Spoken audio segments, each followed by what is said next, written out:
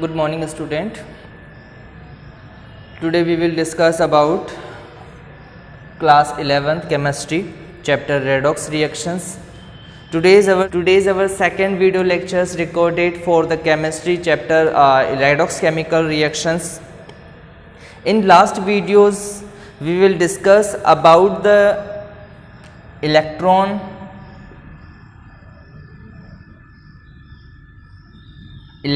transfer theory.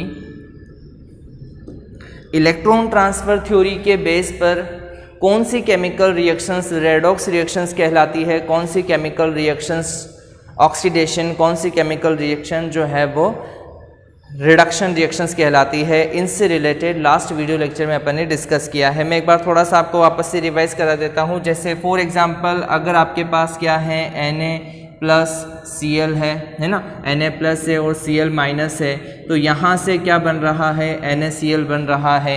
अब आप देखते हैं स्टूडेंट्स कि जब अपन यहाँ से यहाँ चल रहे हैं तो ये जो Cl है इसने क्या किया है, इसने Cl ने एक इलेक्ट्रॉन्स को गेन कर लिया है और क्या बन गया, ये Cl- बन गया है। या फॉर एग्जांपल जैसे आप इसको एक काम करो, यहाँ Na और यहाँ Cl रहने देते हैं, तो इस तरह से यहाँ पर ये जो है एक इलेक्ट्रॉन को क्या कर रहा है, गेन कर रहा है, गेन ऑफ इलेक्ट्रॉन हो रहा है यहाँ पर, ठीक है। इसी तरह से देखिए यहाँ पर अगर अपन देखते हैं तो यहाँ पर ये जो Na है वो क्या कर रहा है, एक इलेक्ट्रॉन्स को लूज कर रहा है, अपने में से एक इलेक्ट्रॉन्स को बाहर निकाल रहा है, ठीक है। चलिए अब देखिए स्टूडेंट्स होता क्या है, ये तो अपने लास्ट वीडियो लेक्चर के अंदर अपन ने डिस्कस कर लिया है ना।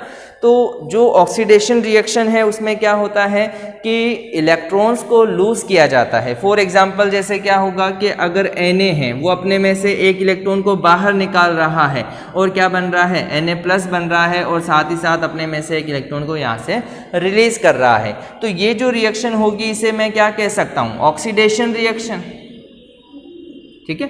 इसी तरह से अगर ये Cl है, इसने एक इलेक्ट्रॉन को गेन कर लिया और क्या बना लिया, Cl- बना लिया, तो इसका मतलब ये हुआ कि यहाँ पर ये एक इलेक्ट्रॉन को गेन कर रहा है। तो इलेक्ट्रॉन को जहाँ पर गेन किया जाता है वो क्या कहलाता है, रिडक्शन कहलाता है।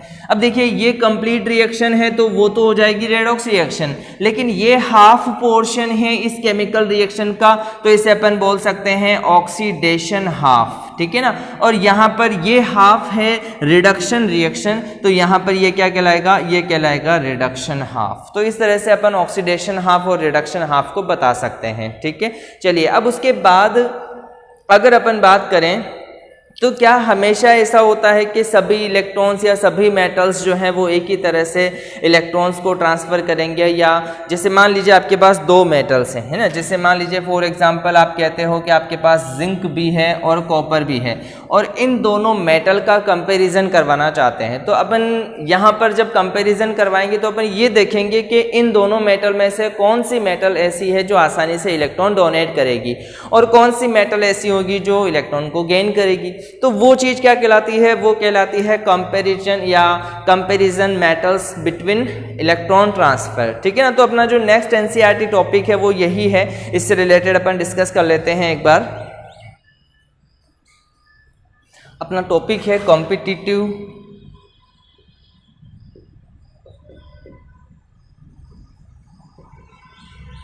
Metals electron donate.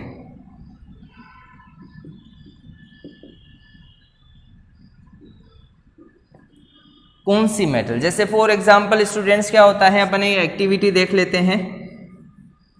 इस एक्टिविटी के अंदर जैसे फॉर एग्जांपल आपके पास ये एक बीकर है ना, और इस बीकर के अंदर आपने एक सॉल्यूशन फिल कर दिया है। इसके अंदर आपने एक सॉल्यूशन लिया हुआ है। ये जो सॉल्यूशन है स्टूडेंट्स ये है कॉपर नाइट्रेट का सॉल्यूशन, कॉपर नाइट्रेट का सॉल्यूशन, CuNO3 का होल ट्वाइस ये फॉर्मूला होता है कॉपर नाइट्रेट का। इसके अंदर आपने वाटर के साथ कॉपर नाइट्रेट का एक सॉल्यूशन बना लिया है। अब आप जानते हो कि कॉपर की वजह से इसका कलर कौन सा हो जाएगा, इस सॉल्यूशन का ब्लू कलर हो जाएगा, ठीक है। अब इसके अंदर आपने क्या कर दिया, एक मेटल की सिंपली इलेक्ट्रोड या जो है आपने एक रोड ले ली और इस रोड को मान लीजिए मैंने ये जो रोड ली है वो कौन सी मेटल की है, जिंक मेटल की एक इलेक्ट्रोड या रोड मैंने ले ली। अब मैं ये देखता हूँ स्टूडेंट्स, कुछ टाइम बाद इसे ऑब्जर्व करता हूँ, तो जब इसे ऑब्जर्व किया जाएगा आफ्टर सम टाइम, तो आप ये देखेंगे ये जो ब्लू कलर है वो धीरे धीरे क्या हो जाएगा,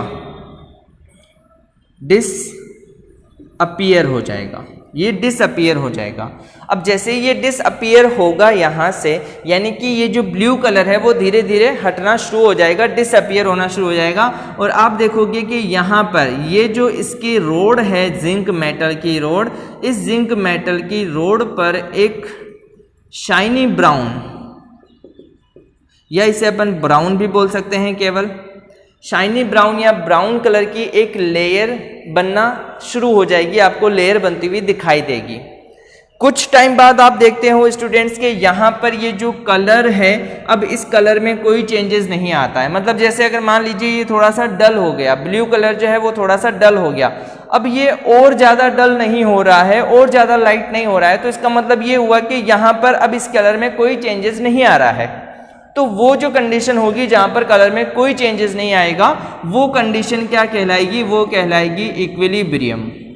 कि अब यहाँ पर इस रिएक्शन के अंदर क्या आ चुका है, इक्विलिब्रियम आ चुका है। इक्विलिब्रियम सिंपल सा होता क्या है कि जब दो ही चीजें या दोनों रिएक्शंस जो है वो क्या हो जाती है, सेम हो जाती है ना, तो मतलब एक जगह पर आकर के रुक जाती है। जैसे इक्विलिब्रियम को समझने के लिए अपन एक छोटी सी एक एक्टिविटी देख लेते हैं। जैसे मान लीजिए यहाँ पर आपके पास एक बकेट है, और इस बकेट में यहाँ से ये टैप है, नल है, यहाँ से कंटिन्यू पानी आ रहा है ना। अब यहाँ पर क्या होता है कि मान लीजिए मैंने इस बकेट को यहाँ तक पहले तो भर दिया, ठीक है, बकेट को इसमें यहाँ तक भर दिया। अब जैसे जैसे इसमें पानी आ रहा है, मैंने क्या कर दिया, यहाँ पर एक होल बना दिया, यहाँ से एक होल कर दिया जिससे कि पानी बाहर निकलेगा।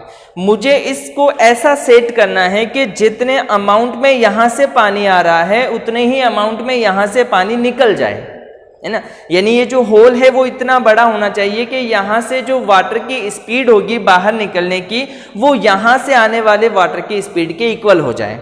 तब दोनों स्पीड क्या हो जाएगी, इक्वल हो जाएगी। तो मीन्स ये होगा कि जितना पानी यहाँ आएगा उतना ही पानी यहाँ से निकल जाएगा। तो वो पोजीशन क्या कहलाएगी, इक्विलिब्रियम पोजीशन। क्यों? क्योंकि यहाँ पर जो इसका लेवल है वाटर का वो चेंज नहीं होगा, वाटर का जो लेवल है वो वैसा का वैसा बना रहेगा, कांस्टेंट बना रहेगा, तो वो इक्विलिब्रियम कहलाएगा। अब जैसे ही कंडीशन यहाँ पे आ गई कि जो ब्लू कलर है अब उसमें चेंज होना बंद हो गया, तो वो क्या कहलाएगी, इक्विलिब्रियम कहलाएगी, है ना। अब यहाँ सबसे पहली बात ये है कि यहाँ पर रिएक्शन हुई क्या।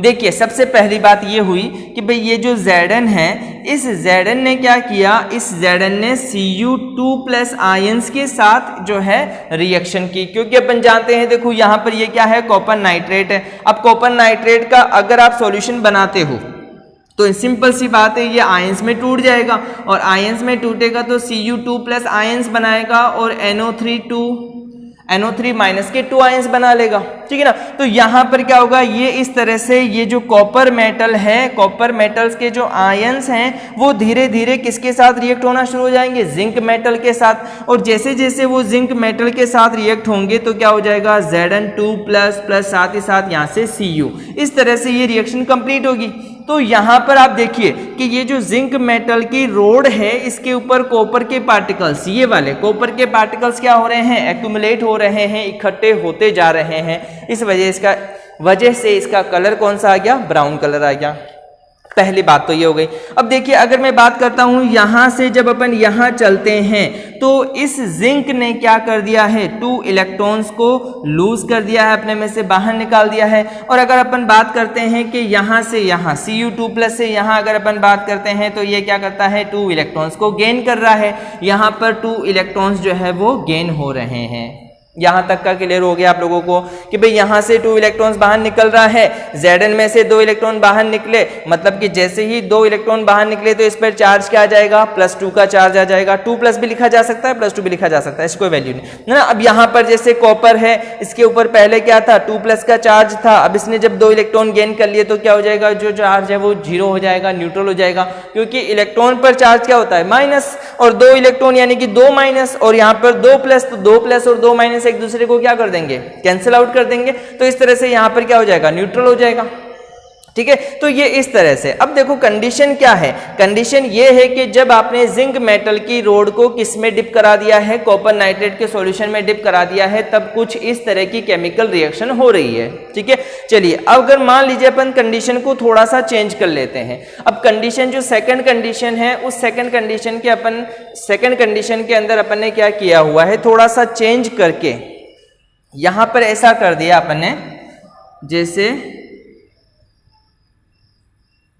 आपने क्या किया, ये सेकंड बीकर ले लिया है और इस सेकंड बीकर के अंदर अगर अपन बात करते हैं तो इसमें भी आपने सॉल्यूशन फिल कर दिया है, लेकिन ये जो सॉल्यूशन है वो थोड़ा डिफरेंट है। यहाँ पर AgNO3 का सॉल्यूशन आपने ले लिया, यानी कि सिल्वर नाइट्रेट का सॉल्यूशन आपने ले लिया है। ठीक है, और इसके अंदर जो मेटल की इलेक्ट्रोड है वो आपने रख दी है, मान लीजिए कॉपर की। अब यहाँ पर कॉपर आ गया, ठीक है ना। तो अब यहाँ क्या होता है, देखिए यहाँ पर भी आयंस में टूटेगा, कैसे, Ag+ में टूटेगा और क्या हो जाएगा, NO3- में टूट जाएगा। ठीक है, अब यहाँ से क्या होगा, यानी कि ये जो Ag+ आयंस है वो किसके साथ जुड़ेगा, किसके साथ रिएक्ट करेगा, Cu के साथ, और जैसे ही Cu के साथ रिएक्ट करेगा तो यहाँ पर ये क्या हो जाएगा, ये तो बना लेगा Ag, यानी Ag जो है प्लस है तो इधर जाने के बाद क्या हो जाएगा, न्यूट्रल। जैसा कि यहाँ पर हो रहा है, देखो ये जो है ये प्लस का था, कॉपर क्या था, प्लस का था, यहाँ पर जाने के बाद क्या हो गया, इसके ऊपर कोई नहीं चार्ज है तो मतलब न्यूट्रल हो गया। तो भाई ये यहाँ से जाने पर ये हो गया, मतलब इसने क्या कर दिया, एक इलेक्ट्रॉन को गेन कर लिया, है ना, एक इलेक्ट्रॉन गेन कर लिया। अब देखिए अगर ये यहां पर न्यूट्रल है तो यहां पर जाने के बाद क्या होना चाहिए, यहां पर Cu2+ आना चाहिए, है ना, Cu2+ आ जाएगा। अब देखिए क्योंकि यहां से क्या होगा, यहां से 2 इलेक्ट्रॉन डोनेट हो रहे हैं। अब ये 2 इलेक्ट्रॉन डोनेट हो रहे हैं तो भाई यहां पर इलेक्ट्रॉन गेन करने वाले भी 2 होने चाहिए, तो इसीलिए अपन ने क्या कर दिया, यहां 2 लगा दिया। अब यहां 2 लगाएंगे तो इक्वेशन को बैलेंस करने के लिए यहां पर भी 2 लगा दिया।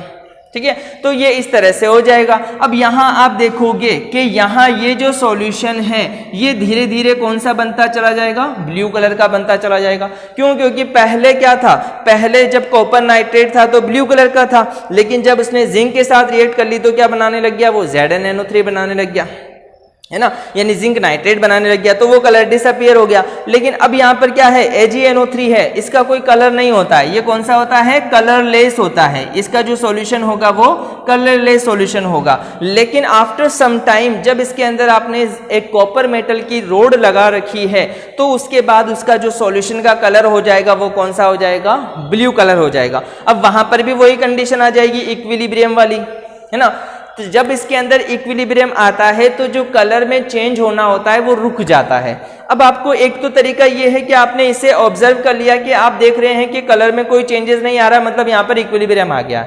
अब मुझे कंफर्म करना है कि यहाँ इक्विलिब्रियम आया है या नहीं आया है, तो इसके लिए अपन क्या कर सकते हैं, इसके अंदर H2S गैस पास करा देंगे, है ना, हाइड्रोजन सल्फाइड गैस इसमें पास करा देंगे। जैसे अपन यहां पर हाइड्रोजन सल्फाइड गैस पास करवाएंगे तो यहां पर क्या हो जाएगा, व्हाइट PPT बन जाएगी, यहां क्या हो जाएगा, व्हाइट PPT बन जाएगी। और जब अपन बात करेंगे यहां पर H2S गैस पास कराएंगे तो यहां पर क्या बन जाएगा, ब्लैक कलर की PPT बन जाएगी। अगर ये PPT बन जाती है तो इसका मतलब ये समझना है अपन को यहां पर क्या आ चुका है, इक्विलिब्रियम आ चुका है। सिंपल सा कंसेप्ट है, आपको बस इस एक्टिविटी को याद रखना है कि आपने कॉपर नाइट्रेट लिया हुआ है और उसके अंदर क्या डिप किया हुआ है, जिंक मेटल की इलेक्ट्रोड को आपने डिप किया हुआ, तो इस तरह की केमिकल रिएक्शंस होती है, इस तरह के ऑब्जर्वेशंस आपको देखने को मिलते हैं। इसी तरह से जैसे अगर आपके पास अगर थोड़ा सा चेंज करके आपने AgNO3 का सॉल्यूशन लेकर के कॉपर मेटल की इलेक्ट्रोड रख दी है तो फिर यहाँ पर क्या होगा, जो कलर है वो इस तरह से आपको चेंज होता हुआ दिखेगा। इक्विलिब्रियम पर आपको ये कंडीशंस मिलेगी और इस तरह से इसकी केमिकल रिएक्शंस कंप्लीट होगी। अब देखिए यहां पर ये जो रिएक्शंस है वो भी एक रेडॉक्स रिएक्शंस है और यहां पर ये जो रिएक्शंस है वो भी क्या है, एक रेडॉक्स रिएक्शन है। इनको अपन ऑक्सीडेशन हाफ और रिडक्शन हाफ में भी डिवाइड कर सकते हैं, बांट सकते हैं। जैसा कि आपको पता है कि भाई यहां से यहां जाने पर क्या हो रहा है, इसमें ये ऑक्सीडेशन नंबर इंक्रीज हो रहे हैं, बढ़ रहे हैं। तो ऑक्सीडेशन नंबर जहां पर इंक्रीज होते हैं मतलब जो इलेक्ट्रॉन को लॉस करता है, जो इलेक्ट्रॉन को डोनेट करता है, मतलब उसका क्या हो जाता है, ऑक्सीडेशन हो जाता है। तो अपन यहाँ पर लिख सकते हैं ये ऑक्सीडेशन हाफ है और ये रिडक्शन हाफ है। सेम कंडीशन वहां पर भी फॉलो हो जाती है। चलिए उसके बाद अपना नेक्स्ट टॉपिक आता है ऑक्सीडेशन नंबर का ऑक्सीडेशन स्टेट। ऑक्सीडेशन स्टेट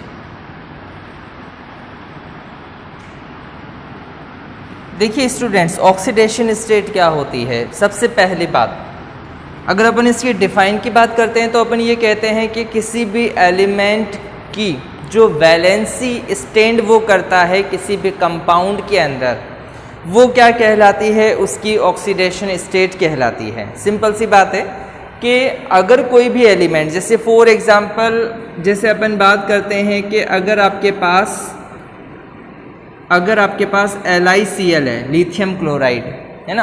अब यहाँ ये जो लिथियम है, इस लिथियम की जो भी वैलेंसी इस कंपाउंड के अंदर होगी वही क्या कहलाएगी, उसकी ऑक्सीडेशन स्टेट कहलाएगी।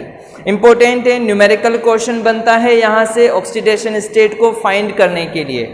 ऑक्सीडेशन स्टेट को फाइंड करने के लिए मैं कुछ बातें आप लोगों को बताऊं। सबसे पहली बात, अगर मान लीजिए आपके पास लिथियम है, सोडियम है, पोटेशियम है, कार्बन है, ऑक्सीजन है, या कोई भी एलिमेंट अगर सिंगल है, किसी कंपाउंड के साथ में नहीं है। फॉर एग्जांपल जैसे यहाँ पर लिथियम क्लोराइड है, तो लिथियम Cl के साथ है और एक कंपाउंड बना रहा है, तब तो इसकी ऑक्सीडेशन स्टेट फाइंड की जाएगी। लेकिन अगर केवल और केवल लिथियम है और उस पर किसी तरह का कोई भी चार्ज नहीं है, तो उस टाइम पर उस एटम की, पर्टिकुलर एटम की जो ऑक्सीडेशन स्टेट होगी, जो भी ऑक्सीडेशन स्टेट होगी, वो ऑक्सीडेशन स्टेट ऑलवेज क्या होगी, जीरो हो जाएगी। ऑलवेज, हमेशा जीरो होगी, ठीक है ना। सेकेंड बात, अगर आपके पास O2 आ जाए, N2 आ जाए, Cl2 आ जाए, F2 आ जाए, Br2 आ जाए, यानी कि सिंपल सी बात यह है कि दो एलिमेंट हैं बट दोनों ही एलिमेंट सेम हैं। जैसे यहाँ पर Br मिलकर के Br2 बना रहा है, Cl मिलकर के Cl2 बना रहा है ना। तो उस टाइम पर जो इनकी ऑक्सीडेशन स्टेट होगी, अगर दोनों ही एलिमेंट सेम हैं, तो उस टाइम पर इनकी जो ऑक्सीडेशन स्टेट होगी वो भी हमेशा जीरो होगी, ठीक है ना। और तीसरी जो बात आपको याद रखनी है कि जब अगर आपके पास ऑक्सीजन है, ऑक्सीजन एक एलिमेंट है या ऑक्सीजन गैस है, ऑक्सीजन एलिमेंट की अगर अपन बात करें, ऑक्सीजन एलिमेंट है, ये जो ऑक्सीजन एलिमेंट है ये डिफरेंट ऑक्सीडेशन स्टेट को शो करता है। इसकी ऑक्सीडेशन स्टेट चेंज होती रहती है, ठीक है ना। अब चेंज कैसे होती है, उस एनवायरनमेंट पर डिपेंड करता है। फॉर एग्जांपल जैसे कि क्या हो जाए, जो ऑक्सीजन है अगर वो सिंपल ऑक्साइड बना रहा है, यानी कि जैसे अगर MgO बना रहा है, सिंपल ऑक्साइड, मैग्नीशियम ऑक्साइड। इसी तरह से जैसे बेरियम ऑक्साइड बन गया, कैल्शियम ऑक्साइड बन गया, यानी कि सिंपली किसी मेटल एटम के साथ या किसी नॉन मेटल एटम के साथ जब ऑक्सीजन जुड़ जाता है, ऐड हो जाता है, तो उस टाइम पर उस ऑक्सीजन एलिमेंट की जो ऑक्सीडेशन स्टेट होगी वो क्या होगी, -2। ये आपको याद रखना है कि ऑक्सीडेशन स्टेट क्या हो जाएगी, इसकी -2 हो जाएगी। चलिए, देन उसके बाद अगर अपन बात करते हैं कि अगर ये क्या बना लेता है, परोक्साइड बना लेता है, परोक्साइड। अब परोक्साइड आप लोग दो याद रख लो, H2O2 है और Na2O2 है, इन दोनों को याद रख लो। H2O2 यानी कि हाइड्रोजन परोक्साइड, Na2O2 यानी कि सोडियम परोक्साइड। इस टाइम पर ये जो ऑक्सीजन है इसकी जो वैलेंसी होगी या ऑक्सीडेशन स्टेट होगी वो क्या हो जाएगी, -1 हो जाएगी। देखिए यहाँ पर -2 शो कर रहा है, यहाँ पर -1 शो कर रहा है। इसी तरह से अगर ऑक्सीजन सुपर ऑक्साइड बना लेता है, सुपर ऑक्साइड में भी ये याद रख लो, K2O हो सकता है, Rb2O हो सकता है, ये दोनों याद रख लो, रुबिडियम ऑक्साइड या पोटेशियम ऑक्साइड। और इस टाइम पर जो होगी वो क्या हो जाएगी, -1/2, ठीक है। यहाँ पर ऑक्सीजन की जो ऑक्सीडेशन स्टेट होगी, जो वैलेंसी होगी, वो क्या लिखेंगे अपन, -1/2 लिखेंगे, ठीक है। चलिए, अब एक और बात, एक और कंडीशन, अगर आपके पास OF2 आ जाता है, OF2 याद रखना है, यही एक कंडीशन है OF2 जहां पर इसकी ऑक्सीडेशन स्टेट कितनी हो जाएगी, +2 हो जाएगी, +2 हो जाएगी। और अगर O2F2 आ जाता है तो क्या हो जाएगा, +1 हो जाएगा। बस ये इतनी सी चीजें आपको याद रखनी है ऑक्सीडेशन स्टेट के अंदर। एक बार आप लोग इसका एक स्क्रीनशॉट ले लीजिए, देन उसके बाद मैं आपको इससे रिलेटेड कुछ न्यूमेरिकल क्वेश्चन सोल्व करवाता हूं कि कैसे आप इसे फाइंड कर सकते हो। यस स्टूडेंट्स, अब देखिए, जैसे आपके पास एक एग्जाम्पल क्वेश्चन है, दे रखा है यहाँ पर KMnO4, ठीक है ना, और आपसे पूछा गया है कि ये जो मैग्नीज है Mn है, इसकी ऑक्सीडेशन स्टेट को फाइंड कीजिए। अब देखिए, ये जो एक आपके पास कंपाउंड है, इस कंपाउंड में यहाँ पर कोई भी किसी भी तरह का चार्ज नहीं दिया हुआ है, ठीक है ना, और आपको किसकी फाइंड करनी है, आपकी फाइंड करनी है मैग्नीज की। तो आपको कुछ बातें सिंपल वे में जो अपन ने चैप्टर नंबर 3 में पढ़ी है वो याद रखनी है, कि जैसे पोटेशियम है, पोटेशियम के आप जानते हो फर्स्ट लाइन के अंदर आता है हेलिना के, यानी कि फर्स्ट लाइन का एलिमेंट है, तो इसकी सिंपल वैलेंसी ऑक्सीडेशन स्टेट कितनी होती है, +1 होती है। तो अपन ने यहाँ पर लिख दिया ये +1 तो किसकी है, के की है, ठीक है ना। मैग्नीज की आपको नहीं पता, बीच में क्या लगा दिया, यहाँ पर प्लस का साइन लगा दिया। मैग्नीज की मुझे नहीं पता, मैंने इसको X लिख दिया है, ठीक है। और प्लस उसके बाद ऑक्सीजन की, देखो ऑक्सीजन क्या है, सिंपल ऑक्सीजन यहाँ पर है। अब सिंपल ऑक्सीजन है मतलब सिंपल ऑक्साइड है। अब सिंपल ऑक्साइड है तो आपको क्या देखना है, ऑक्सीजन की वैलेंसी कितनी लेनी है, -2 लेनी है, यानी कि आपने -2 वैलेंसी ले ली किसकी, ऑक्सीजन की, ठीक है। अब कितने ऑक्सीजन है इसके अंदर, 4 ऑक्सीजन है, तो इंटू क्या करवा देंगे इसको, 4।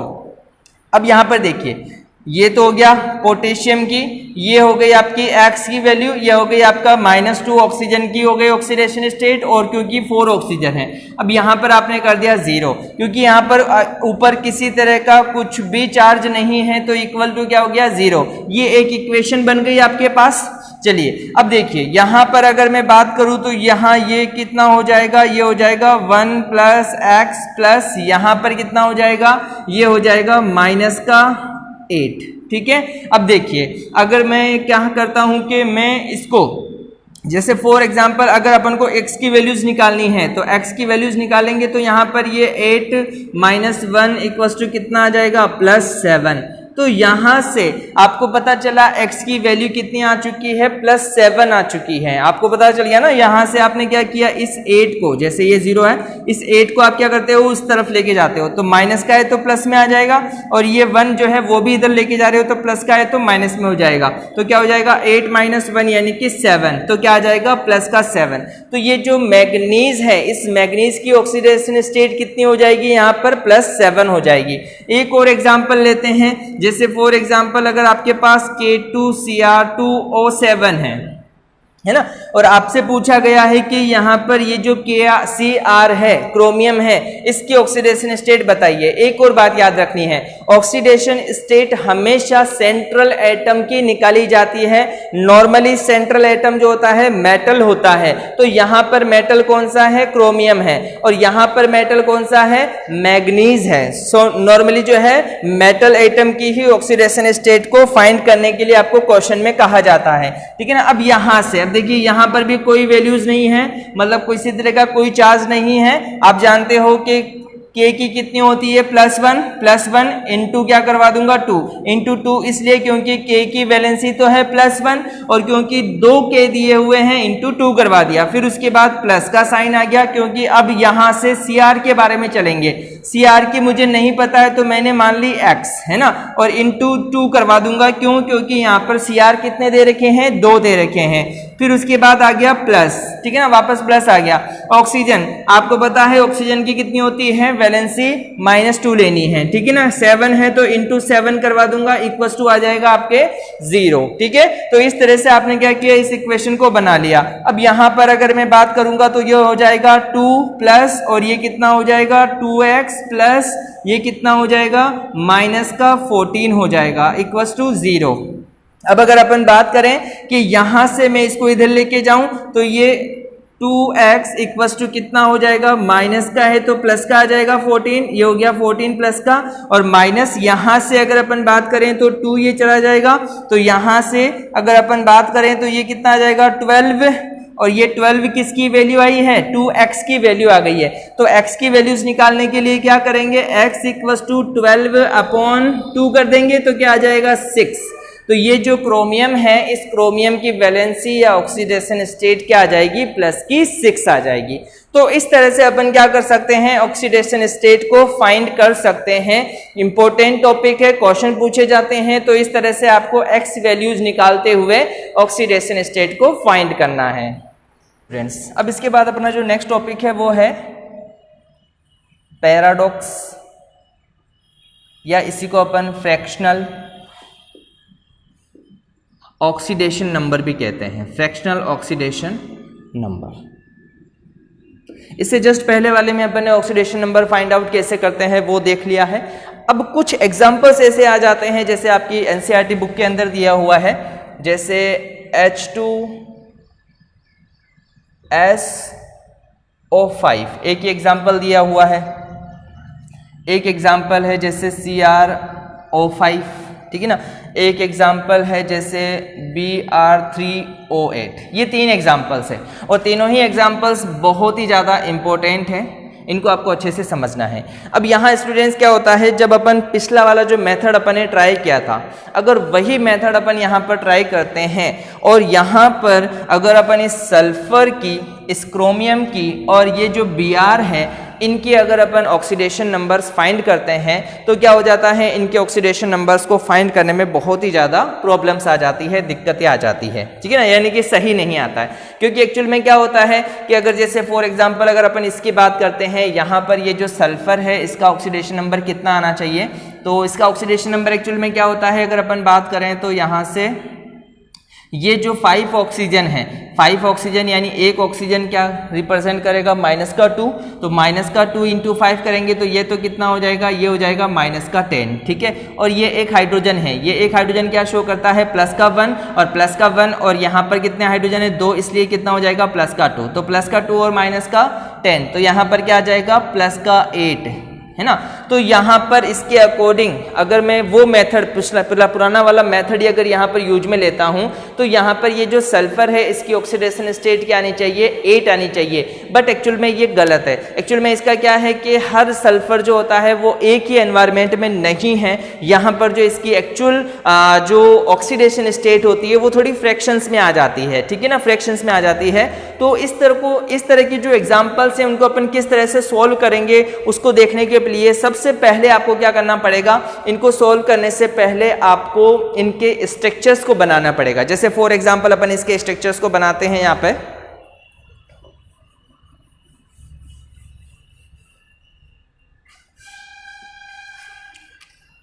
जैसे अपन देखते हैं ये H2SO5 है, ठीक है ना। तो यहाँ पर क्या किया गया है, सेंट्रल एटम तो अपन ने रख दिया है, जैसे ये S हो गया, उसके बाद ये O हो गया, ये O हो गया, उसके बाद जैसे यहाँ पर एक ऑक्सीजन को ऐसे डबल बॉन्ड से जोड़ दो, एक ऑक्सीजन को ऐसे डबल बॉन्ड से जोड़ दो, कितने हो गए, 1 2 3 4 हो गए।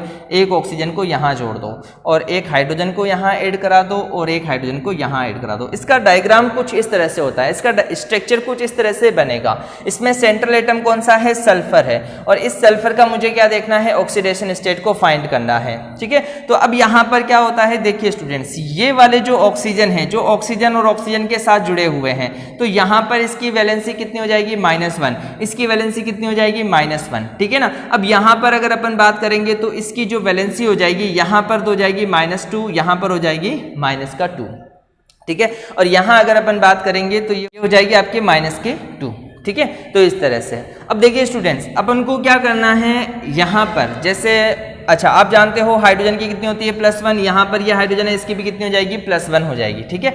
अब यहाँ आपको क्या करना है, जैसे फॉर एग्जांपल अपन देखते हैं कि हाइड्रोजन का कितना है, +1 है, और +1 इंटू करवा देंगे किसके साथ, 2 के साथ, क्योंकि कितने हाइड्रोजन हैं, 2 है, ठीक है। तो फिर ये आ गया यहाँ पर 2, फिर उसके बाद यहाँ पर प्लस का साइन आ गया। अब देखिए ऑक्सीजन, ये जो ऑक्सीजन है इसकी भी -2 है, ये जो ऑक्सीजन है यहाँ पर भी -2 है, ये जो ऑक्सीजन है यहाँ पर भी -2 है। तो यहाँ अगर देखा जाए तो ये क्या हो गया, 3 ऑक्सीजन ऐसे हैं जिसकी कितनी है, -2 है, ठीक है। फिर उसके बाद देखिए 2 ऑक्सीजन ऐसे हैं जिनकी कितनी है, -1 है, इक्वल्स टू क्या है, 0 हो जाएगा, ठीक है। अब यहाँ पर अपन देखते हैं तो ये तो क्या हो गया, ये तो हो गया +2, फिर उसके बाद प्लस, ये कितना हो गया, ये हो गया -6, ठीक है। फिर उसके बाद यहाँ पर ये देखेंगे तो ये कितना हो गया -2 इक्वल्स टू क्या हो गया 0। अब यहाँ अगर अपन देखें तो ये कितना हो गया, माइनस और माइनस के कितने हुए, -8 हो गए, और ये -8 और ये +2। तो यहाँ पर अपन इसको ऐसे लिख सकते हैं कि -8 इक्वल्स टू 0, है ना। अच्छा एक और बात स्टूडेंट्स, अपन ने x नहीं लिखा इसके अंदर, तो यहाँ फॉर एग्जांपल जैसे मैं कह देता हूँ x जो है वो x है, यहाँ पर भी x हो जाएगा, है ना, ठीक है। ये x क्या रिप्रेजेंट कर रहा है, सल्फर को रिप्रेजेंट कर रहा है। इसी तरह से जैसे ये x हो गया यहाँ पर भी, ठीक है। अब मैंने क्या किया, इस 8 को इधर लेके आऊंगा तो x + 2 इक्वल्स टू क्या हो जाएगा, माइनस का है तो प्लस का 8 हो जाएगा, और ये जो है वो इधर जाएगा +2, तो x इक्वल्स टू क्या हो जाएगा, +8 और -2 इक्वल्स टू कितना आ जाएगा, ये +6। तो इसकी जो ऑक्सीडेशन स्टेट होगी वो कितनी आ जाएगी, +6 आ जाएगी। और इससे पहले अपन जो निकाल रहे थे, अगर उसी मेथड से निकालते, तो अगर अपन उसी मेथड से निकालते तो जैसे आपके पास H2SO5 है, ठीक है ना, आप जानते हो हाइड्रोजन का कितना होता है, +1 होता है, ठीक है ना। तो यहाँ पर आपने लिख दिया ये +1 है, और क्योंकि 2 हाइड्रोजन है इसलिए ऐसा लिख दिया। फिर उसके बाद सल्फर को मैंने मान लिया x। ऑक्सीजन की अगर मैं सभी ऑक्सीजन की क्या मानता, -2 मानता, तो यहाँ पर क्या करता है × 5 और ये कितना हो जाता 0। तो यहाँ पर ये तो कितना होता है +2 और ये कितना है x। फिर उसके बाद यहाँ पर कितना आ जाता -10, ठीक है, इक्वल्स टू 0। ये -10 इधर आता तो x + 2 इक्वल्स टू क्या हो जाता, ये हो जाता +10, ठीक है। और x इक्वल्स टू क्या हो जाता, ये +10 सॉरी ये इधर जाएगा तो ये क्या हो जाएगा -2, यानी कि ये कितना आ जाएगा +8, ठीक है। तो अब देखिए स्टूडेंट्स, वहां अगर आप फाइंड करते तो उस मेथड से अगर फाइंड करते तो यहाँ पर कितनी वैल्यूज आ रही है, +8 आ रही है, लेकिन यहाँ जब अपन फाइंड करते हैं तो कितनी वैल्यूज आती है, +6 वैल्यू आती है। तो ये वाला जो करेक्ट आंसर है और ये जो आंसर है ये क्या हो जाएगा, आपका रॉन्ग आंसर हो जाएगा। तो इस तरह से कुछ जो आपके एग्जाम्पल्स दिए हुए हैं, जैसे मैंने ये 3 एग्जाम्पल्स दिए हुए हैं एनसीईआरटी में, सिर्फ ये तीनों ही एग्जाम्पल्स हैं और बहुत इंपॉर्टेंट है, इनसे रिलेटेड क्वेश्चन बहुत सी जगह पर पूछे जाते हैं, तो आपको इसको अच्छे से समझना है। जैसे ये आपको समझ में आ गया होगा, अगर नहीं समझ में आया तो मैं एक बार फिर से आपको एक्सप्लेन कर देता हूं। देखिए आपके पास कंपाउंड क्या है, H2SO5 है, ठीक है ना। मैंने इसका सबसे पहले स्ट्रक्चर बनाया, मैं जानता हूं इसमें सेंट्रल एटम कौन सा है, S है। आप लोगों को पता होना चाहिए सेंट्रल एटम जो कम होते हैं, कम क्वांटिटी में होते हैं, मोस्टली वही सेंट्रल एटम होते हैं, या कोई मेटल हो तो वो सेंट्रल एटम हो सकता है। तो यहाँ पर कोई मेटल तो है नहीं, लेकिन कम क्वांटिटी में कौन सा है, सबसे कम क्वांटिटी में सल्फर है। तो यहाँ पर ये सल्फर क्या हो गया, इसका सेंट्रल एटम हो गया। इससे कितने ऑक्सीजन जुड़े हुए हैं, 5 ऑक्सीजन जुड़े हुए हैं। अब आप क्या करोगे, सल्फर के साथ 2 ऑक्सीजन तो आप डबल बॉन्ड के साथ ऐड करा दो और 2 ऑक्सीजन को सिंगल बॉन्ड के साथ ऐड करा दो, ठीक है। अब उसके बाद ऑक्सीजन कितने हुए, 4 हुए हैं, लेकिन आपने क्या किया, एक ऑक्सीजन को ऑक्सीजन के साथ बॉन्ड बना करके वापस लगा दिया और इन दोनों हाइड्रोजन को इस तरह से अरेंज कर दिया। यहां पर देखें तो अपन सबकी जो वैलेंसी है सभी की वो कंप्लीट हो रही है। क्यों, क्योंकि अपन जानते हैं कि ऑक्सीजन मैक्सिमम 2 बॉन्ड बना सकता है, तो वो 2 बॉन्ड यहां पर भी बना रहा है, 2 बॉन्ड यहां पर भी बना रहा है। हाइड्रोजन मैक्सिमम 1 बॉन्ड बना सकता है, तो उसने एक बॉन्ड यहां बना लिया है, यहां पर बना लिया है। तो इस तरह से क्या हो रहा है, ये भी बैलेंस हो रहा है, ठीक है। चलिए अब अपन जानते हैं हाइड्रोजन कितने हैं, 1 और 1 2। हाइड्रोजन की वैलेंसी क्या है, +1 है, +1 इंटू क्या करवा दिया, 2 के साथ, क्योंकि 2 हाइड्रोजन है, ठीक है ना। अपन जानते हैं, अपन ने यहाँ पर इसको नहीं माना था x, तो पहले ही मान लिया है कि ये क्या है, x है। तो x प्लस क्या हो गया, 1 इंटू 2 प्लस उसके बाद क्या है, 3 ऑक्सीजन, 1 2 3 ऑक्सीजन ऐसे हैं जिसकी वैलेंसी क्या आ रही है, -2 आ रही है। फिर उसके बाद प्लस, फिर उसके बाद यहाँ पर 2 ऑक्सीजन ऐसे हैं जिनकी वैलेंसी -1 आ रही है, और ये अपन यहाँ पर काउंट कर चुके हैं, ठीक है ना। इक्वल्स टू कितना बन गया, 0। ये एक इक्वेशन बन के आ गई। अब बस इस इक्वेशन को आपने क्या किया, सॉल्व किया। तो यहाँ पर 1 इंटू 2 यानी कि कितना हो गया, 2, फिर उसके बाद प्लस का साइन, फिर उसके बाद 2 इंटू 3 यानी कि -6, ये माइनस का इसलिए -6 हो गया, फिर वापस प्लस का साइन आ गया। उसके बाद यहां पर क्या है, 2 और -1, तो यहां पर देखा जाए तो -2 इक्वल्स टू क्या आ गया, 0, ठीक है। अब उसके बाद अगर अपन बात करें, ये माइनस और माइनस को दोनों को ऐड कर देते हैं तो क्या हो जाएगा, -8 हो जाएगा, ठीक है। फिर उसके बाद x की जगह पर आ गया +2 और यहां पर आ गया -8, तो x + 2 इक्वल्स टू कितना हो जाएगा, अगर मैं इस 8 को इधर लेके जाऊंगा तो +8 हो जाएगा, और फिर उसके बाद इस 2 को इधर ले जाऊंगा तो वो माइनस का हो जाएगा। क्यों, क्योंकि यहां पर ये प्लस का है। तो इस तरह से आंसर कितना आ जाएगा, आंसर आ जाएगा इसका +6। ठीक है। तो इस तरह से अब जो अपना नेक्स्ट एग्जाम्पल है स्टूडेंट्स, अगर अपन इसकी बात करें, जो नेक्स्ट एग्जाम्पल है इसको सोल्व करने की कोशिश करते हैं। इसके लिए कितना आता है,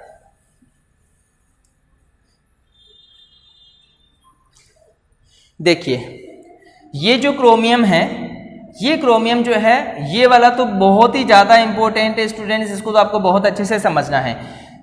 ये क्रोमियम है, इसने 1 2 3 4 और एक 5 इस तरह से बॉन्ड बना रखे हैं। 5 बॉन्ड इस तरह से ऑक्सीजन के साथ जुड़ा हुआ है, ठीक है ना। इस तरह से 5 ऑक्सीजन इसमें जुड़े हुए हैं। अब ये ऑक्सीजन है और ये ऑक्सीजन आपस में बॉन्ड बना रहे हैं, ये और ये ऑक्सीजन आपस में बॉन्ड बना रहे हैं और यहाँ पर डबल बॉन्ड बन रहा है। तो अब देखिए ये एक तरह से बटरफ्लाई की शेप बन रही है, बटरफ्लाई की शेप ये बना रहा है, ठीक है ना। आपको पता चल जाएगा, देखो यहाँ पर क्या होगा -1, यहाँ पर भी क्या होगा -1, क्योंकि जब ऑक्सीजन और ऑक्सीजन आपस में बॉन्ड बनाते हैं तो इनकी वैलेंसी क्या हो जाएगी, -1 हो जाएगी। अब यहाँ पर देखिए ये भी क्या है -1 और ये भी क्या है -1 और ये क्या है -2। अब सिंपल सा है, बिल्कुल आप सोल्व कर लोगे, बिल्कुल इसी तरह से जो अपन ने यहाँ पर सोल्व किया था। करके देखिए एक बार वीडियो को पॉज करके। चलिए देखिए आप क्या कर सकते हैं, जैसे सबसे पहले ये ऑक्सीजन है, इसकी वैलेंसी क्या है, -1 है और -1 वाले कितने ऑक्सीजन है, 1 2 3 4, तो अपन ने यहाँ पर लिख दिया 4। फिर उसके बाद ये प्लस, ठीक है ना। अब यहाँ मुझे इसकी नहीं पता तो मैंने इसको क्या मान लिया, x, क्रोमियम को मान लिया x, ठीक है ना। यहाँ पर ये एक ऑक्सीजन है जिसकी क्या है -2 है, इक्वल टू क्या हो जाएगा 0, ठीक है ना। यहाँ पर अगर अपन बात करेंगे तो क्या हो जाएगा -4, ठीक है। फिर उसके बाद +x, फिर उसके बाद प्लस, फिर उसके बाद ये क्या आ जाएगा -2 और ये क्या हो जाएगा 0। अब ये दोनों क्या हो जाएंगे, ऐड हो जाएंगे क्योंकि दोनों माइनस माइनस के हैं। तो यहाँ पर x प्लस और ये क्या आ जाएगा -6 इक्वल टू 0, तो x इक्वल टू क्या हो जाएगा +6। तो इस तरह से ये जो क्रोमियम है इसकी वैलेंसी कितनी ऑक्सीडेशन स्टेट कितनी आ जाएगी, +6 आ जाएगी। और अगर अपन वैसे फाइंड करते तो इसकी जो है वो कितनी आती, +5 आती। तो यहाँ पर भी चेंज हो जाता है, ठीक है ना। तो यहाँ पर क्या हो रहा है, ये कुछ एग्जांपल्स है। अब जैसे एक और एग्जांपल अगर अपन बात करते हैं Br3O8 की, तो जैसे 3 Br है, 1 है, 2 है और ये 3 है, ठीक है ना। तो अब आपको क्या करना है, 1 2 3, 1 2 3, ये आपको याद रखने हैं स्टूडेंट, इनके स्ट्रक्चर आपको याद रखने पड़ेंगे, ठीक है। तो इस तरह से हो गया। अब देखिए यहाँ पर अगर अपन बात करें 2 1 और 1 ये 2, तो इस तरह से क्या होता है, इनका स्ट्रक्चर बन जाता है। अब सिंपल सी बात है, जैसे अब आप बात करोगे तो यहाँ पर क्या है, ये Br1 नाम दे दिया इसको, जैसे ये Br, ये 1 हो गया, ये 2 आ गया, ये 3 हो गया। अब यहाँ पर क्या होगा, इन तीनों के लिए आपसे अलग अलग करके पूछेगा, किसी एक Br के ऊपर वो नहीं पूछेगा, क्योंकि तीनों के अंदर एनवायरनमेंट जो है वो लगभग, जैसे यहाँ अगर अपन बात करेंगे तो यहाँ एनवायरनमेंट सेम है, लेकिन इसके और इसके बीच में एनवायरनमेंट क्या है, डिफरेंट है, ठीक है ना। तो इस तरह से मैं आपको बता देता हूँ, जैसे इस ऑक्सीजन की क्या हो जाएगी -2, इस ऑक्सीजन की कितनी हो जाएगी -2, इस ऑक्सीजन की कितनी हो जाएगी -2, ठीक है। तो इस तरह से क्या हो जाएगा -2 -2 -2। अगर अपन बात करें ये तीनों -2 जब इस पे गिरेंगे तो क्या हो जाएंगे, +6, ठीक है। अब इसी तरह से अगर अपन बात करें इसका क्या है -2, इसका क्या है -2, जब ये सब इस पे गिरेंगे तो क्या हो जाएगा +4। अब यहाँ पर बात करेंगे ये भी -2, यहाँ पर भी -2, यहाँ पर भी -2 और ये क्या हो जाएगा +6 हो जाएगा। समझ में आया ना कैसे हुआ। देखिए अगर ये माइनस का है, ये माइनस का है, ये माइनस का है, तो ऑक्सीडेशन स्टेट में ये होता है कि जितनी इसकी वैलेंसी है बिल्कुल उतने के बराबर इसकी वैलेंसी पर इफेक्ट डालेगा, लेकिन वो क्या हो जाएगा, अपोजिट साइन वाला हो जाएगा। जैसे ये -2 है तो यहाँ पर गिरेगा तो +2 हो जाएगा, ये -2 है तो यहाँ गिरेगा तो +2 हो जाएगा, ये -2 है यहाँ गिरेगा तो +2 हो जाएगा। तो 3 + 2 है तो 2 + 2 + 2 यानी कि 6 हो जाएंगे, प्लस का कितना हो जाएगा, 6 हो जाएगा। तो इस तरह से अपन क्या कर सकते हैं, इनकी ऑक्सीडेशन स्टेट को फाइंड कर सकते हैं, ठीक है। अच्छा एक और बात देखिए स्टूडेंट, अगर अपन बात करें सारे Br के लिए, अगर अपन फाइंड करना चाहते हैं हर एक Br के लिए, है ना, तो यहां पर अगर अपन देखें तो फ्रैक्शन में कैसे आएगा, तो जैसे अपन ये भी देख लेते हैं, जैसे ये -2, अब -2 वाले कितने हैं, 1 2 3, तो ये हैं और 3 ये हैं, तो ये कितना हो जाएगा, 6 हो जाएगा, ठीक है। फिर उसके बाद प्लस, अब Br को मैंने मान लिया है x, ठीक है ना, Br को मैंने मान लिया है x। अब कितने हैं, तो यहाँ पर अपन जानते हैं x कितने हैं, तो 3x है, ठीक है ना। फिर उसके बाद यहाँ पर आ गया वापस प्लस का साइन। अब देखिए यहाँ पर ये ऑक्सीजन है जो -2 वाले हैं वो कितने हैं, 2 हैं, और इक्वल्स टू क्या हो जाएगा 0। अब देखिए यहाँ पर ये कितना हो जाएगा, ये हो जाएगा माइनस का 12, फिर उसके बाद ये कितना हो जाएगा 3x प्लस, और ये कितना हो जाएगा, ये हो जाएगा माइनस का 4 इक्वल्स टू 0। अब ये दोनों जो माइनस माइनस के हैं वो ऐड हो जाएंगे, और ऐड होने के बाद अगर अपन देखें स्टूडेंट्स इसके अंदर, तो जैसे ये कितना हो गया, ये तो हो गया 12 और ये 4 यानी 16 हो जाएगा, 16 हो जाएगा, 12 प्लस 4 16। तो यहाँ पर अगर मैं ये कहूँ तो ये कितना हो जाएगा माइनस का 16 प्लस 3x इक्वल्स टू 0। अब उसके बाद ये 16 जो है अगर वो उधर चले जाएं तो ये क्या हो जाएगा 3x इक्वल्स टू क्या हो जाएगा प्लस का 16, माइनस का है तो उधर जाएगा। अब देखो ये दोनों मल्टीप्लाई के अंदर है, अगर मैं इसे उधर ले जाऊंगा तो ये क्या हो जाएगा डिवाइड में, तो यहां से क्या हो जाएगा x की वैल्यू जो है वो निकल के आ जाएगी फ्रैक्शन के अंदर। तो इस टाइप के जो कंपाउंड होते हैं इनके जो ऑक्सीडेशन स्टेट को फाइंड किया जाता है इसे अपन बोलते हैं पैराडॉक्स या फ्रैक्शनल ऑक्सीडेशन स्टेट। ठीक है स्टूडेंट्स, बहुत इंपॉर्टेंट टॉपिक है। ये तीनों एग्जांपल्स आपको अच्छे से याद रखने हैं, इनसे रिलेटेड क्वेश्चन हमेशा एग्जाम्स में पूछे जाते हैं, आपको बिल्कुल ऐसे ही इनको याद रखना है। आप इनका स्क्रीनशॉट ले लीजिए, उसके बाद अपना नेक्स्ट टॉपिक अपन शुरू करते हैं। एक बहुत ही छोटा सा टॉपिक है, redox reaction. Redox reaction in term of oxidation number. Oxidation number, देखिए ऑक्सीडेशन नंबर अपन जानते हैं किसी भी एलिमेंट का, किसी भी कंपाउंड का। अब देखिए जैसे फॉर एग्जांपल मान लीजिए ये Zn है ना, और अगर ये किसी रिएक्शन में पार्टिसिपेट करता है और पार्टिसिपेट करने के बाद ये Zn 2+ में कन्वर्ट हो जाता है, या अपन इसको ऐसे भी लिख सकते हैं 2+, ठीक है ना। और फिर उसके बाद इसने क्या किया, 2 इलेक्ट्रॉन को लॉस कर दिया। अब देखिए यहां पर इसकी ऑक्सीडेशन स्टेट क्या है, 0 है। अपन डिस्कस कर चुके हैं कि अगर कोई भी एलिमेंट हो, अगर वो सिंगल है, कोई भी एलिमेंट हो, चाहे मेटल हो, नॉन मेटल हो, कुछ भी हो, अगर वो सिंगल है तो सिंगल के टाइम पर उसकी जो ऑक्सीडेशन स्टेट होगी वो क्या हो जाएगी 0।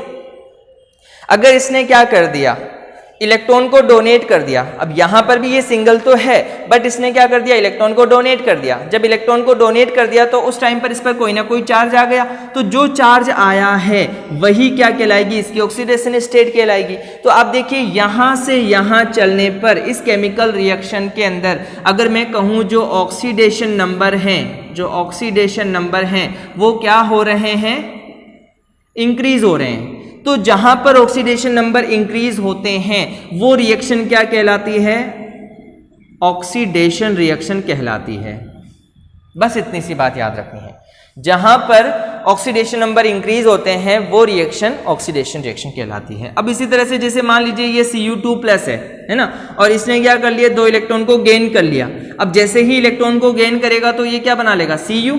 अब देखिए अब मैंने बात की है कि अगर कोई एलिमेंट सिंगल होता है तो इलेक्ट्रॉन उसकी जो ऑक्सीडेशन नंबर हो जाएगा वो क्या हो जाएगा 0, और यहां पर इसके ऊपर कुछ ना कुछ चार्ज है, तो जो चार्ज है वही क्या हो जाएगी, इसकी ऑक्सीडेशन स्टेट हो जाएगी। तो इसकी ऑक्सीडेशन स्टेट यहां पर क्या है +2। अच्छा +2 ज्यादा होता है या 0 ज्यादा होता है, तो सिंपल सी बात है +2 ही ज्यादा होता है, 0 तो कम होता है। तो यहां से यहां जाने पर इसमें ऑक्सीडेशन नंबर, जो इसका ऑक्सीडेशन नंबर है वो क्या हो रहा है, डिक्रीज हो रहा है। तो जहां पर ऑक्सीडेशन नंबर डिक्रीज होता है वो रिएक्शन क्या कहलाती है, रिडक्शन रिएक्शन कहलाती है। बहुत सिंपल सी चीज है, बस ये इतना सा आपको याद रखना है कि रिडक्शन मतलब क्या होता है, ऑक्सीडेशन मतलब क्या होता है। अब इसके बाद जो अपना नेक्स्ट टॉपिक आता है स्टूडेंट्स वो है टाइप्स ऑफ केमिकल या टाइप्स ऑफ रेडॉक्स रिएक्शन। जो आपने 10th में पढ़ा है बिल्कुल सेम वही चीजें हैं, कोई भी डिफरेंस नहीं है, बस उनको जो है यहाँ पर रेडॉक्स रिएक्शंस के रेस्पेक्ट में देखा जा रहा है, ऐसा कोई भी खास चेंजेस इसमें नहीं है। देखिए अगर अपन टाइप्स ऑफ रेडॉक्स रिएक्शन की बात करते हैं तो इसमें भी जैसे सबसे पहला जो टाइप होगा वो क्या हो जाएगा, कॉम्बिनेशन रिएक्शन। कॉम्बिनेशन रिएक्शन इसके अंदर क्या हो रहा है, जैसे मान लीजिए आपके पास अगर कार्बन है और इसकी रिएक्शन O2 से करा दी जाए तो क्या बन जाएगा, CO2 बन जाएगा। ये ऑक्सीडेशन है लेकिन किसके अंदर है, कॉम्बिनेशन के अंदर है, ठीक है ना। तो ये एक टाइप की क्या है, कॉम्बिनेशन रिएक्शन है, कौन सी वाली, रेडॉक्स वाली। या रेडॉक्स रिएक्शन है कौन सी है, कॉम्बिनेशन वाली है, ठीक है ना। इसी तरह से अगर मान लीजिए आपके पास Mg है और इसकी रिएक्शन O2 से करवा दी, क्या बन जाएगा, MgO बन जाएगा।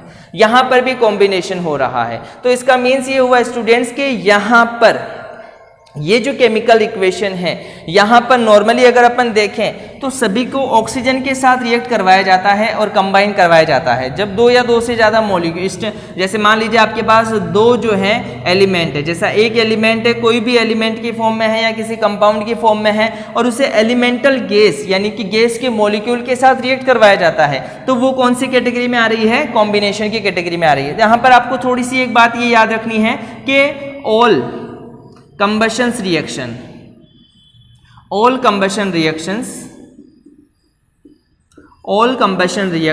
are combination reaction। जितनी भी कंबशन रिएक्शंस होती हैं वो सारी कौन सी हैं, कंबशन रिएक्शंस की टाइप्स हो जाती है। फिर उसके बाद अगर अपन सेकंड बात करते हैं तो इसके अंदर बिल्कुल वैसा ही हो जाएगा जैसे डिकम्पोजिशन होता है, डिकम्पोजिशन रिएक्शन। अब डिकम्पोजिशन रिएक्शन की अगर अपन बात करें तो जैसे H2O2 है या जैसे मान लीजिए जैसे 2H2O मॉलिक्यूल्स है या H2O2 है, तो जब अपन इसको डिकम्पोज कराते हैं तो H2 + O2 बन जाता है ना, H2 + O2 बन जाता है। तो यहाँ पर भी क्या हो रहा है, डिकम्पोजिशन हो रहा है, लेकिन अगर अपन देखें तो ये भी एक टाइप की रेडॉक्स रिएक्शन भी है, तो यहाँ पर ये भी इसका क्या हो जाएगा, एग्जाम्पल हो जाएगा। इसी तरह से अगर अपन और एग्जाम्पल्स देखते हैं, जैसे कि क्या होता है कि अगर आपके पास जैसे मान लीजिए सोडियम हाइड्राइड है, इसके दो मॉलिक्यूल्स हैं, तो ये क्या हो जाएंगे 2Na+ बना लेंगे प्लस H2 गैस रिलीज कर लेंगे। तो ये कौन सी रिएक्शन है, डिकम्पोजिशन रिएक्शन से इसमें एक मॉलिक्यूल्स जो है वो टूट करके क्या बना रहे हैं, दो या दो से ज्यादा मॉलिक्यूल्स बना रहे हैं, ठीक है। फिर इसी तरह से अगर अपन बात करें जो 10th क्लास में अपन ने पढ़ी है तीसरी टाइप्स, वो कौन सी है, डिस्प्लेसमेंट रिएक्शन। अब इस डिस्प्लेसमेंट रिएक्शन के अंदर भी अगर अपन देखते हैं तो दो तरह की डिस्प्लेसमेंट होती है, एक तो मेटल का डिस्प्लेस होना और एक नॉन मेटल का डिस्प्लेस होना। जैसे अपन यहाँ पर बात कर लेते हैं, जैसे सबसे फर्स्ट जो टाइप्स है इसके अंदर, तीसरे के अंदर फर्स्ट, जिसको अपन यहाँ पर ए नाम दे देते हैं, मेटल डिस्प्लेस, ठीक है ना। अब मेटल डिस्प्लेस में तो ये तो बहुत सिंपल सी है, आपको पता ही है। जैसे मान लीजिए आपने क्या किया है, CuNO3 का होल ट्वाइस लिया था अभी अपन ने और इसकी रिएक्शन Zn के साथ करवाई थी, तो क्या हो गया था, यहाँ से जो है वो बन गया था ZnNO3 का होल ट्वाइस प्लस Cu, तो यहाँ से इस मेटल को क्या कर दिया, इसने डिस्प्लेस कर दिया। अब आप जानते हो ये रिएक्शन भी क्या है, रेडॉक्स रिएक्शन के अंदर है, मेटल डिस्प्लेसमेंट रिएक्शंस के अंदर है। तो इस तरह से अपन बात कर सकते हैं कि आपने जो 11th क्लास में पढ़ा हुआ है बिल्कुल सेम वही चीजें यहाँ पर आ रही है, यहाँ पर कोई भी चेंजेस नहीं आ रहा है जिस तरह से अपन इनको देख रहे हैं, ठीक है ना। इसी तरह से अगर अपन बात करें फॉर एग्जाम्पल जैसे नॉन मेटल्स के लिए, अब नॉन मेटल्स के लिए अगर अपन बात करें, जैसे मान लीजिए आपके पास सोडियम मॉलिक्यूल है और इसकी रिएक्शन H2O से करा देते हो, तो आप जानते हो एकदम एक्सोथर्मिक रिएक्शन होगी, बहुत फास्ट रिएक्शन होगी। ये अल्कली मेटल्स है, इसको जब आप वाटर में डिसॉल्व करवाओगे तो क्या बन जाएगा, अल्कलाइन सॉल्यूशन बन जाएगा। तो अल्कलाइन सॉल्यूशन बनाएगा तो क्या हो जाएगा, NaOH बन जाएगा, ठीक है ना। और जैसे ही NaOH बनेगा तो यहाँ से क्या हो गया, डिस्प्लेसमेंट रिएक्शन हो गई। तो ये कुछ एग्जाम्पल्स हैं, कुछ रिएक्शंस के टाइप्स हैं जो कि अपने सिलेबस के अंदर दे रखे हैं। फिर उसके बाद अपना नेक्स्ट टॉपिक आता है अब, तो यहाँ तक का ये जो टॉपिक है ये अपन ने कुछ क्लियर किए हैं एनसीईआरटी के टॉपिक्स। अब उसके बाद जो आपका नेक्स्ट टॉपिक आता है वो एक बहुत ही इंपॉर्टेंट टॉपिक है, बैलेंसिंग ऑफ रेडॉक्स रिएक्शंस। उसके लिए मैं बिल्कुल आप लोगों के लिए सेपरेट वीडियोस लेकर आऊँगा, उस वीडियो के अंदर सिर्फ अपन उसी रिएक्शंस के ऊपर बात करेंगे। Okay, thank you.